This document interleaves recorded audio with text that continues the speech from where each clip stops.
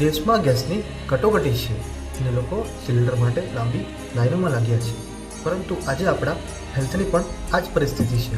હોસ્પિટલની બહાર લાંબી લાઈનોમાં આપણે ઊભા છીએ, કારણ કે આપણે આપણી મૂળ પરંપરા ચૂલો અને લાકડાને ભૂલી ગયા છીએ. એલોપેથી એટલે ગેસનો બાટલો. જ્યાં સુધી બાટલામાં ગેસ છે, દવા છે, ત્યાં સુધી એની અસર ચાલુ રહેશે, જૂથ સળગતી રહેશે. પણ જેવો સપ્લાય બંધ થયો કે આપણે લાચાર થઈ જઈશું. આ ઇન્સ્ટન્ટ પરિણામની લાલચમાં આપણે દવાઓના આજીવન માટે ગુલામ બની ગયા છીએ.